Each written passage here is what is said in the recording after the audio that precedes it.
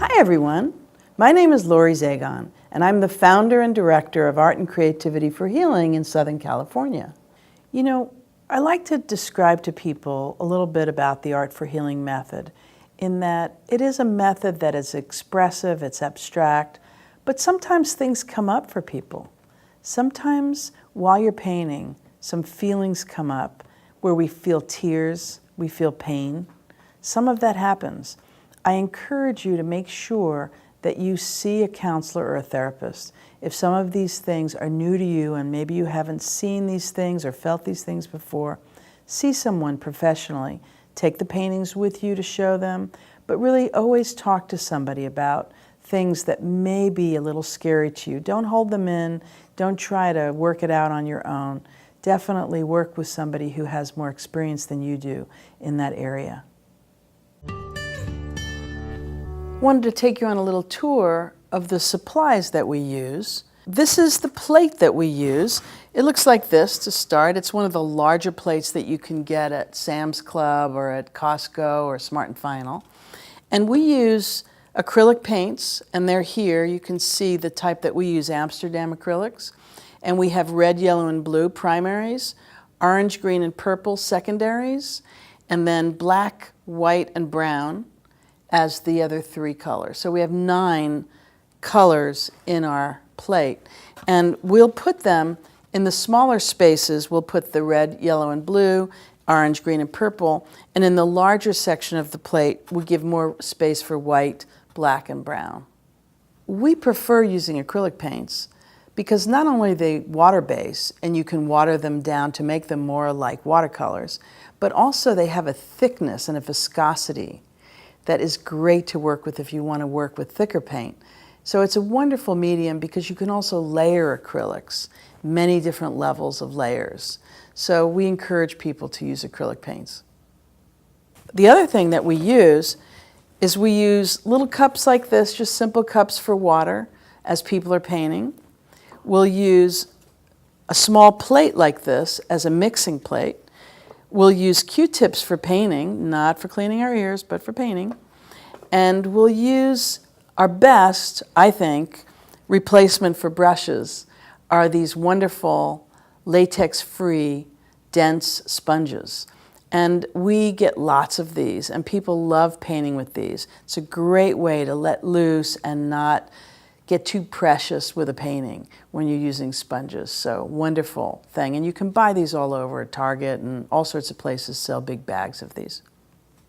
Then we also have an apron that we use. I buy a box of 100.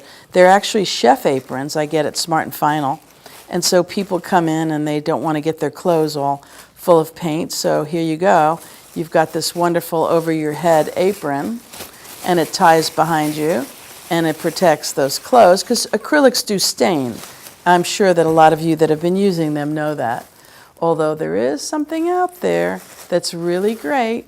It's a little tube that you can buy at Michael's or some of those type of stores, Hobby Lobby. It's called Kiss Off. And you can take stained acrylic areas off your clothes with it. So remember that. And then finally, you know, we just use some white Xerox paper that we use at the beginning of our workshops where you can fold it in 4 to do the 4-word warm-up. We use a lot of baby wipes, and so those are helpful because people can clean their hands faster than getting up each time to wash. So we'll take a set of these, and we go through cases of these, and again, I buy everything at Costco and Smart & Final. And so we'll use these to clean our hands in between paintings so that people don't have to jump up every minute and wash their hands. And then finally, what's useful, I find useful, is we use these small table easels for people that do want to use an easel for some of the larger pieces that we do. And you can get these online at all the different art stores. I do recommend that you try a little bit of getting inexpensive paints or inexpensive canvases through Cheap Joe's, or you can also go to getting coupons from Michael's and from Aaron Brothers, and just a lot of different locations. Hobby Lobby is a great one. And so just try different locations and see if you can get things on sale and buy a lot of canvases or paints at one time so that you can really keep it in your budget. You know, in this technology age, I encourage those of you that would like to paint on your tablet or on your computer using specific apps that would be great for this. You can take these classes and do it electronically. And so I would love to see the work that you do, because it isn't something that I've personally done, but I know people have told me that they're interested in doing that. So yes, traditionally is great and working with us with paint, but then there's also the technology and a way to use it with our personal computers or tablets. So I encourage you to keep us informed by sending us some photos of the work that you're doing. This technique was designed in order to help people find a voice within them, a creative voice within them, to help them to attach colors and using paint usually as a way to help them identify what's going on in their lives. You know, as a young child myself, I spent a lot of time in the basement of my home in the East Coast in New York City, and I painted a lot because I wasn't always experiencing a great feeling in my house. There was a lot going on. There was certainly a lot of things that were family hurts and difficulties. But painting was always a way for me to get through it. And so that's really why I discovered that I wanted to spend the rest of my life really teaching people the Art for Healing method. And in essence what it is teaching people to find the inner voice, helping them to know that they're creative. Every human being is creative. Every human being has a handwriting. Every human being has an art stroke. So anyone can do this method. It's abstract, it's expressive, and it starts out with just a canvas, a blank white canvas, and I'm asking people to put colors down to express a specific idea. And we usually use canvas boards, we use acrylic paints, and we use sponges and Q-tips as the brushes in order to take away the control where we would want to spend too much time trying to draw something instead of just express it with colors and paint. So that's the reason why I always ask people to just relax and express abstractly and not worry about pictures. So these are abstract assignments. I use the abstract because it's easy for anyone to do it. There's no need to know how to draw. There's no figures or any kind of representational imagery in the work that we do. Most people find it very relaxing and soothing because it helps them to just express that natural inner creativity. You know, every human being can be a vessel, an open vessel for creativity. Just an open vessel for creativity, allowing what comes through them in the art process. And the way that happens is we get people to stop thinking. No more thinking. Just act intuitively. Just let whatever comes out on the canvas happen. Sometimes I try to explain to people that let the painting paint itself, and you are just there to help the painting, not the painting helping you. It's the reverse.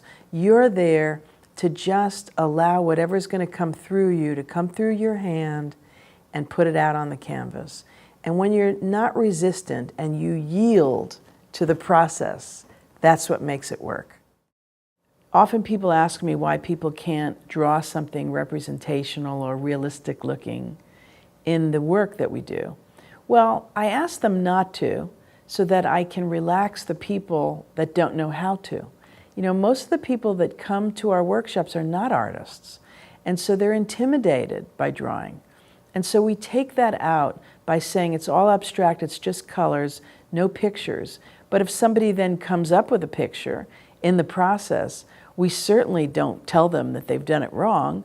That's what came out of them. That's the natural thing that came from them. So sometimes somebody will come up with like a seascape that's beautiful. It wasn't meant to be a seascape in terms of the prompt, but that's what came out. So we don't allow for anybody to be censored in any way. We just encourage them to be abstract and to use colors in an abstract way and in an intuitive way to do these assignments. You know, the other thing I like to address too is that when people come to our studio or even these classes online, you're creating your own healing space. I want you to create a healing space where you are quiet in a room somewhere and you're able to do these exercises with me, and you're putting down these colors in an authentic, real, truthful way, and you're not trying to decide if the painting is good or not, because it really doesn't have anything to do with the result. It has much more to do with the process. It's process-oriented work because it's more about you being able to express yourself and less about being able to come up with a great work of art. You know, do this a while and then go take some classes where somebody's going to teach you how to paint a painting by, learning how to draw figures or learning how to do a still life. I believe in all of that. My background as an art professor was that. But I do think that people need a cleansing. And the expressive, abstract way, in an intuitive way, is a way to clean out all the cobwebs in that creative center.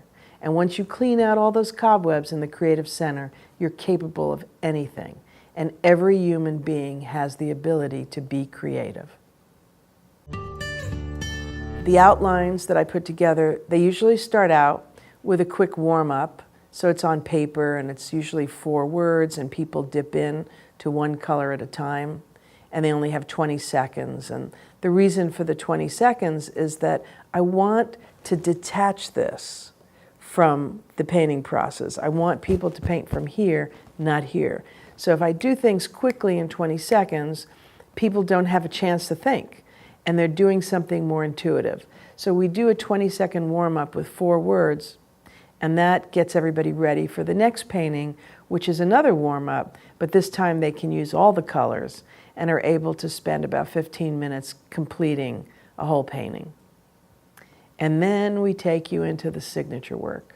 And the signature work is usually questions, where I ask you questions, and sometimes there are as many as 12 questions. Sometimes there are 4 questions, sometimes there are 7. Just everyday life questions. And I ask you to just put 2 colors down at a time in order to answer that question. And we build a painting based on those questions, 2 colors at a time. So you never know what I'm going to ask you next. You can't control the painting, no control. No control of the painting means that you're more apt to just let it happen and be more intuitive. And so by the time we're done, you've painted a painting that's kind of unexpected, and when you see it a little distant from you, it surprises you. Believe me, it will surprise you. People always ask me about the size of the canvases. We often start with like a size 9 by 12 canvas board, and then we'll move into 11 by 14 inches or 14 by 18 inches. And then we'll end with small canvases like 5 by 7 or 4 by 6. So here are some examples. I don't like to show people's paintings because I don't want anyone to think that they need to imitate what someone else has done. Everything comes from a unique voice inside, but I'm showing you these to show you different sizes. So often I'll start with this size canvas. This happened to be from the titled pieces, Lost in Space.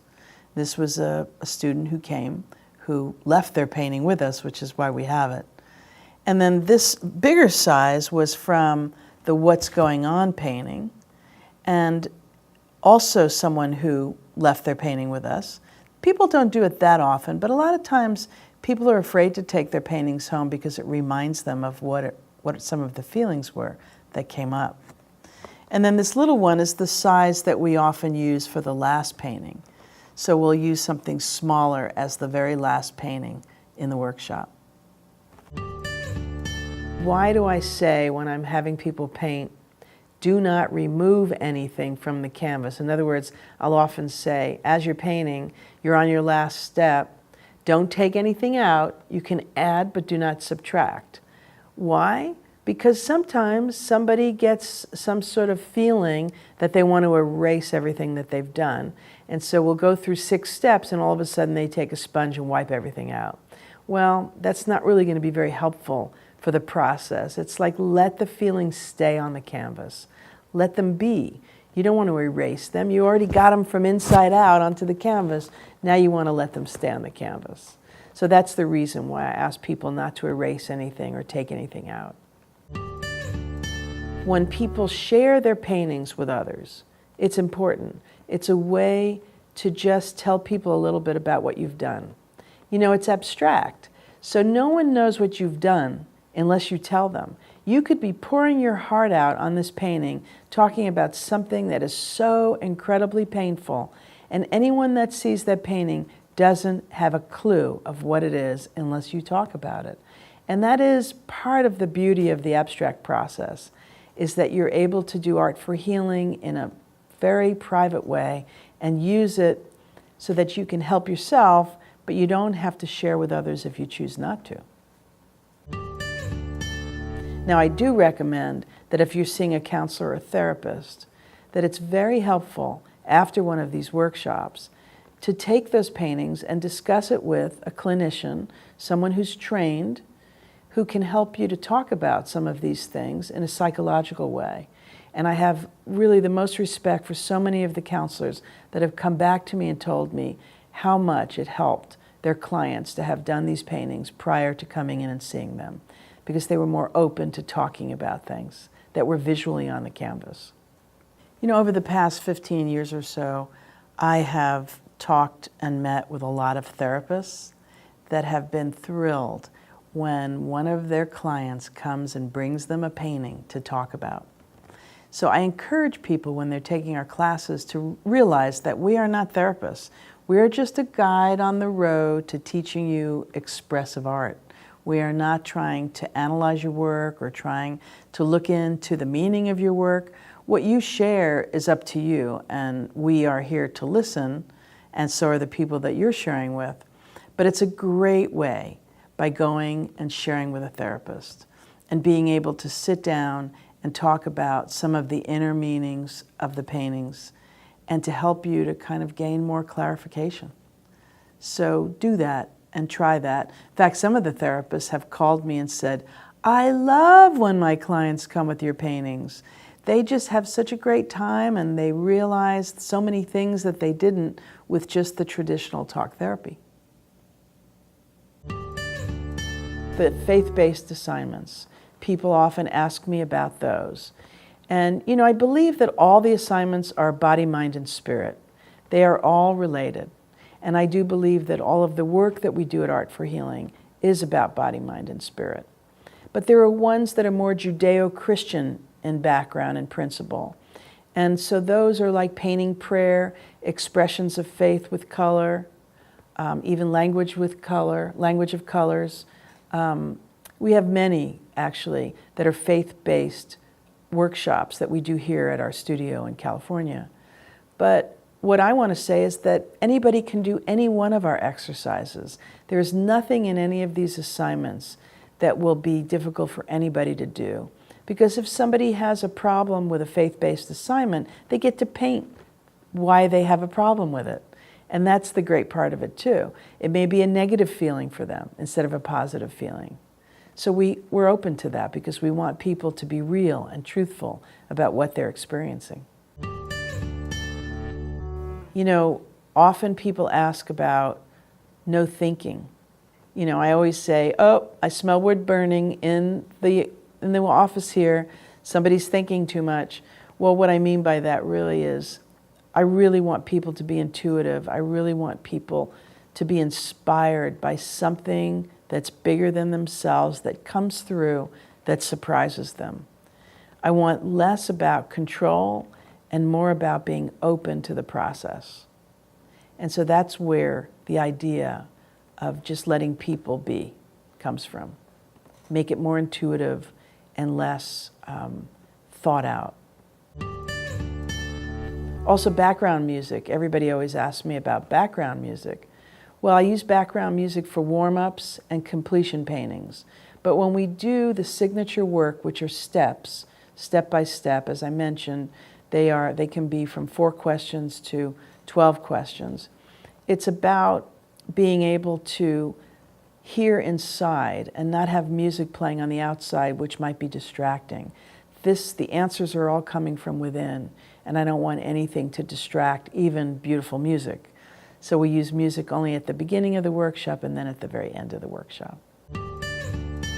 So, during the time that people are painting, when they're doing a lot of different questions and answering me, often people say, well, do you want me to make a box for each one of those two colors, compartmentalize it on the canvas? And I'll say, well, if you really want to, you can do it that way, but you can also just put colors on top of colors, layer upon layer of the acrylics.